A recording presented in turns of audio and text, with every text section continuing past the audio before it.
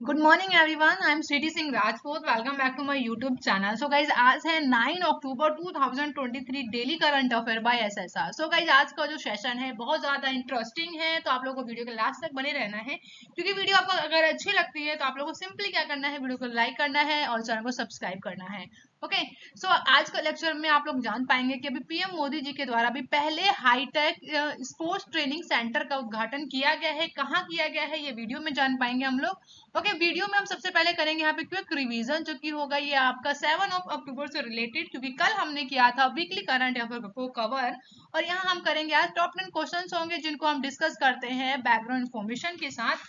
Video के last में आप लोगों के लिए क्वेश्चन ऑफ द डे भी होता है, और ये लेक्चर जो है आप सभी को बायलैंग्वेज मिलता है, हिंदी प्लस इंग्लिश में। डेली मॉर्निंग में सुबह 6 बजे इस वीडियो को अपलोड कर देती हूँ।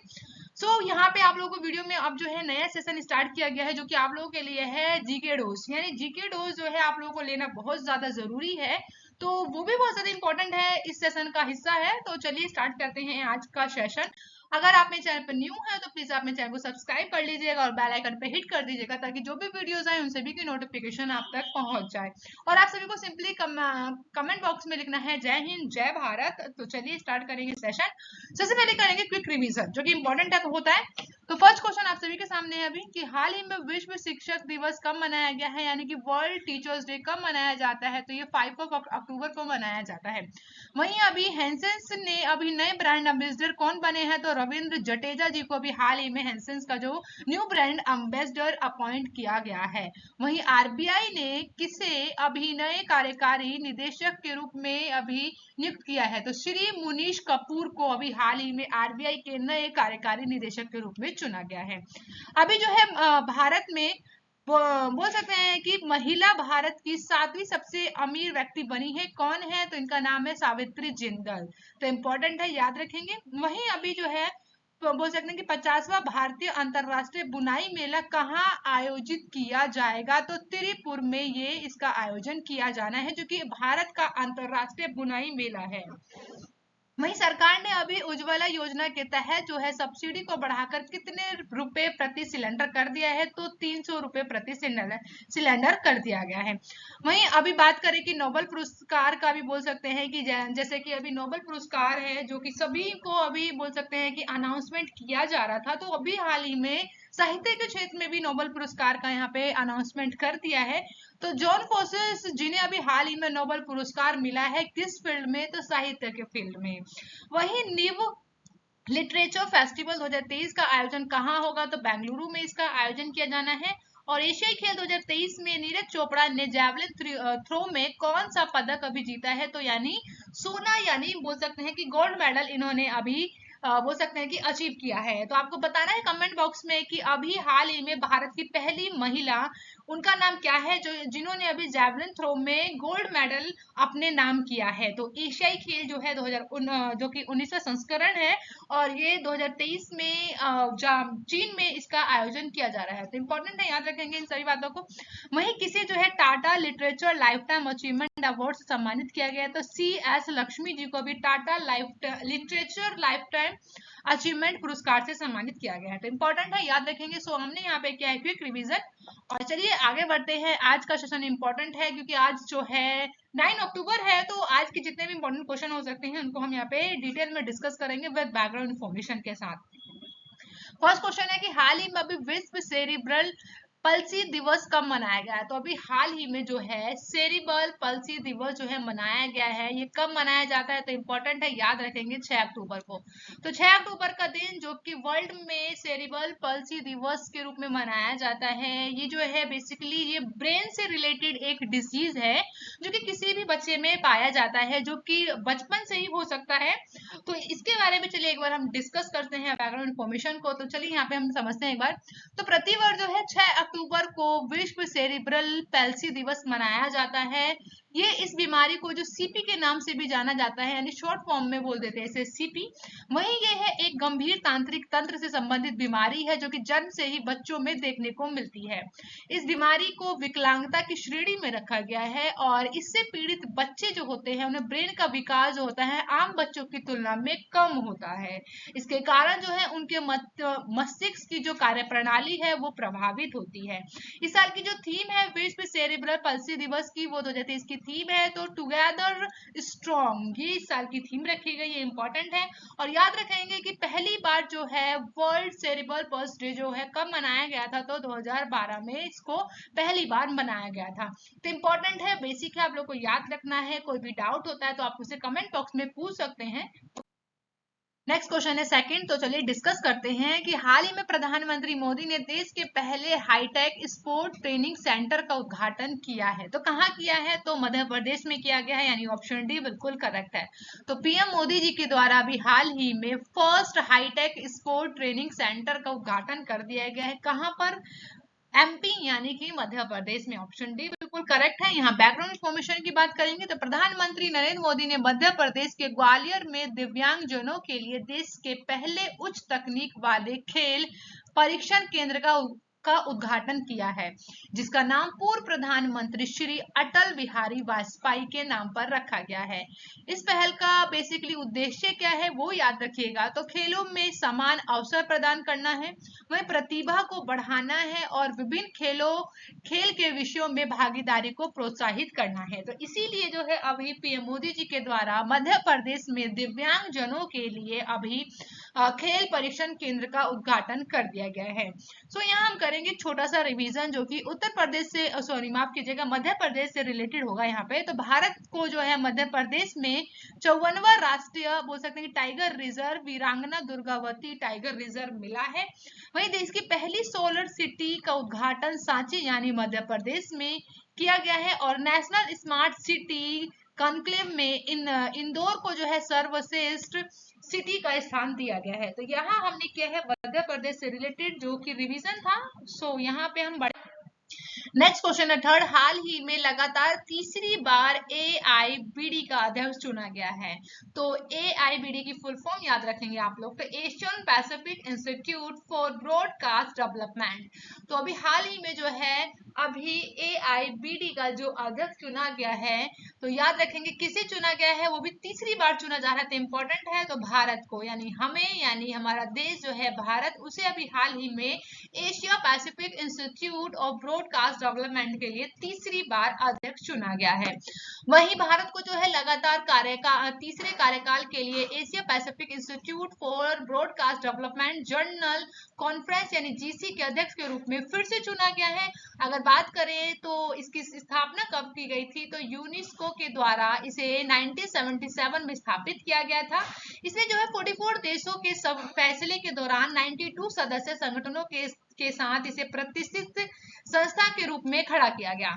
वहीं अगर बात करें AIBD की, तो नीति और संसाधन विकास के मध्य से एशिया प्रशांत क्षेत्र में जीवंत और संगठित इलेक्ट्रॉनिक मीडिया वातावरण प्रदान करने के लिए अनिवार्य रूप से इसे स्थापित किया गया था। तो इसका उद्देश्य भी याद रखिएगा कि बेसिकली इसे इस्टेब्लिश क्यों किया गया था, क्यों जरूरत पड़ी थी। तो इंपॉर्टेंट है, यहाँ पे सभी चीजों को मैंने डिस्कस कर लिया पॉइंट टू पॉइंट। और अब आप बात करेंगे आगे, जो कि फोर्थ क्वेश्चन है, हाल ही में किस देश ने परमाणु ऊर्जा वाली महाशक्ति मिसाइल 7 बनाई है। तो किसके द्वारा बनाया गया है, तो याद रखेंगे रसिया, यानी ऑप्शन डी बिल्कुल करेक्ट है। तो रूस के द्वारा भी हाल ही में अभी nuclear power super power missile 7 को बनाया गया है। सबसे पहले यहाँ पे अगर बात करें रसिया आया है, ऑप्शन करेक्ट है यहाँ पे रसिया। तो रसिया के बारे में थोड़ा सा जान लेते हैं। तो रसिया की कैपिटल क्या है, तो याद रखेंगे मॉस्को जो है रसिया की कैपिटल है। करेंसी की बात करें रसिया की क्या है, तो रशियन रूबल है। और कॉन्टिनेंट बात करें तो कौन सी कॉन्टिनेंट में आता है, तो ये आता है आपका यूरोप और एशिया कॉन्टिनेंट दोनों में आता है। वही प्राइम मिनिस्टर कौन है इसको, तो मिखाइल मुस्टिन है इसके, बोल सकते हैं कि पीएम। और यहाँ के प्रेसिडेंट की बात करें तो कौन है, तो व्लादिमीर पुतिन है। तो यहाँ हमने डिस्कस किया है रूस से रिलेटेड जितने भी इंपॉर्टेंट क्वेश्चन बन सकते हैं आपके किसी भी एग्जाम में, उन्हें हमने यहाँ पे सो डिस्कस करते हैं फिफ्थ क्वेश्चन। हाल ही में जियो मार्ट के नए ब्रांड एम्बेसडर कौन बने हैं? तो अभी जो है जियो मार्ट के न्यू ब्रांड एम्बेसडर चुने गए हैं, वो कौन है? महेंद्र सिंह धोनी, यानी ऑप्शन बी बिल्कुल करेक्ट है। तो इमेज में देखते आप लोगों को क्लियर हो चुका होगा, क्योंकि जियो मार्ट के जो न्यू ब्रांड एम्बेसडर बने हैं कौन है? महेंद्र सिंह धोनी। तो अभी जो है हाल ही में और भी नए ब्रांड एम्बेसडर बनाए गए हैं पर्टिकुलर फील्ड में, तो जानते हैं उनके बारे में। तो यूनिक्लो के जो न्यू ब्रांड एम्बेसडर बनी है वो है कैटरीना कैफ, जो कि एक जापान की कपड़े की कंपनी है। तो वुलन क्लोथ्स बनाती है ये यूनिक्लो, तो उसी के लिए कैटरीना कैफ को अभी न्यू ब्रांड एम्बेसडर बनाया गया है। वहीं फैशन ब्रांड डब्लू के लिए अनुष्का शर्मा को ब्रांड एम्बेसडर बनाया गया है।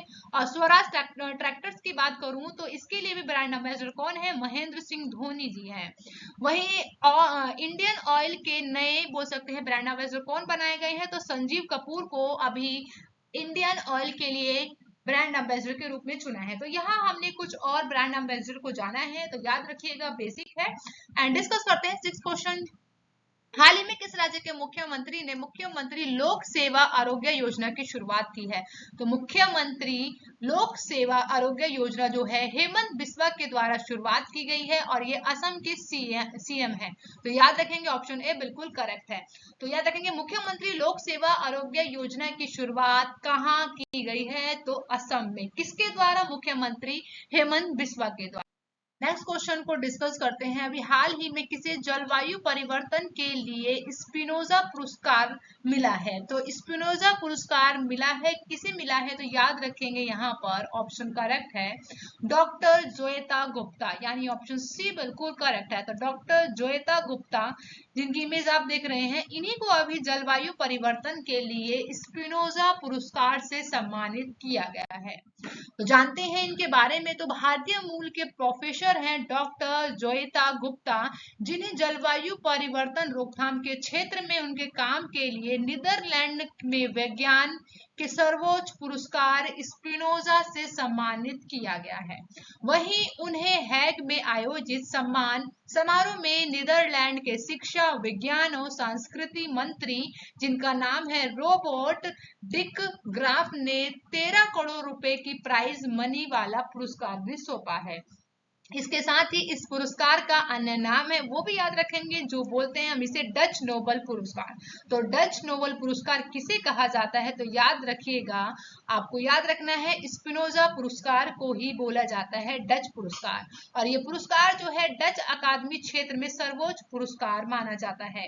यह जो है हर साल नीदरलैंड में अंतरराष्ट्रीय मानकों के अनुसार कार्य करने वाले दुनिया के सबसे अच्छे शोधकर्ताओं को ही दिया जाता है।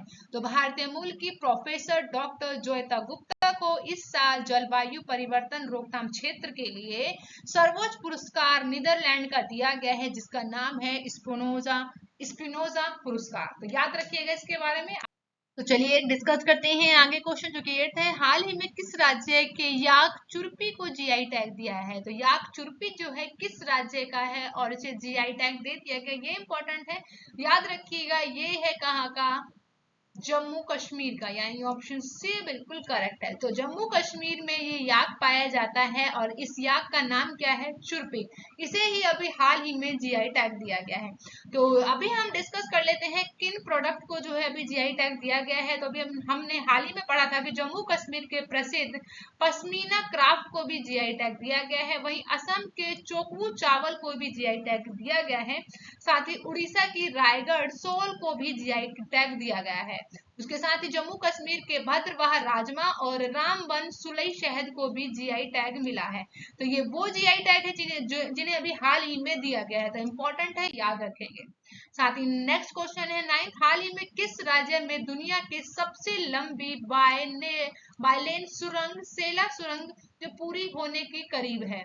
तो कहां पर है ये? तो अरुणाचल प्रदेश, यानी ऑप्शन ए बिल्कुल करेक्ट है, जो कि दुनिया की सबसे लंबी बायलेन सुरंग सैला सुरंग है, जो कि अब बोल सकते हैं कि लगभग ये पूरा होने वाला है।